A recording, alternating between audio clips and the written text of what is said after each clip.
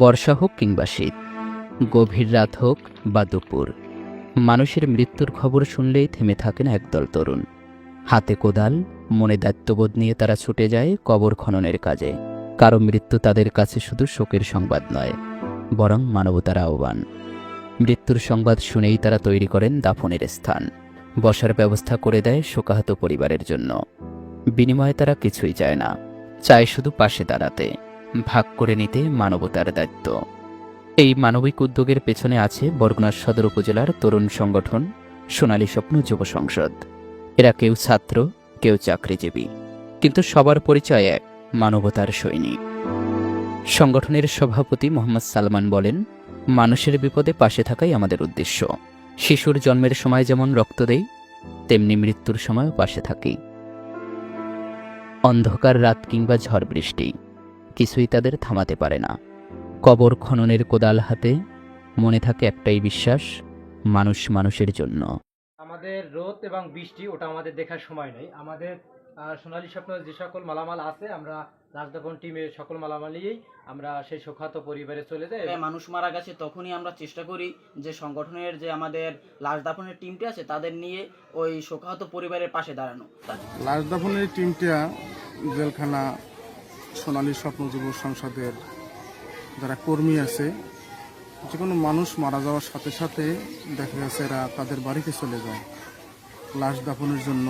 এদের যত সামগ্রী সেগুলো তাদের অফিসে আছে, এবং সাথে সাথে তারা যত কর্মী আছে তাদের এই কর্মীদেরকে নিয়ে এরা বাড়িতে গিয়ে লাশ দাফনের যত কার্যক্রম, কবর বানানো থেকে শুরু করে লাশ দাফন পর্যন্ত, এবং চেহার, তারপরে যদি রাত্র হয় রাত্রে লাইটিংয়ের ব্যবস্থা সব কিছুই করে। আসলে মানবিক দৃষ্টি থেকে এটা খুব ভালো।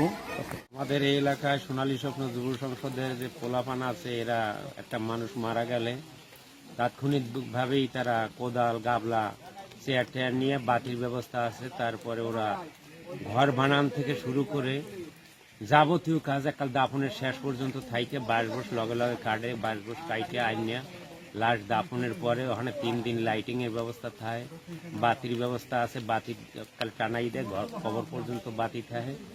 এইভাবে 3-4 দিন পর্যন্ত ওরা এইভাবেই কাজবাজ করে। পরে একটা বাড়িতে দোয়া দূরত হয়ে গেলে তারপরে বাতি চেয়ারটার ওই সময় নিয়ে যায়। ওদের উপর সন্তুষ্ট, ওরা যে কাজটা করে এই কাজটা কিন্তু মূলত আসলেই ভালো কাজ। এই কাজের প্রতি আমাদের এই এলাকাবাসী ওদের উপর সন্তুষ্ট।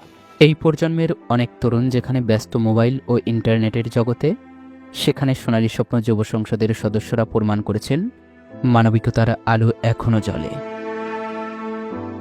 2021 সালে প্রতিষ্ঠার পর থেকে সংগঠনটি শুধু দাফন কার্যে সীমাবদ্ধ নয়।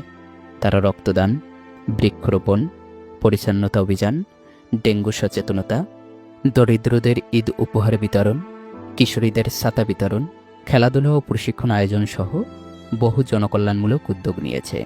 তাদের একটাই চাওয়া, সমাজের ইতিবাচক পরিবর্তন।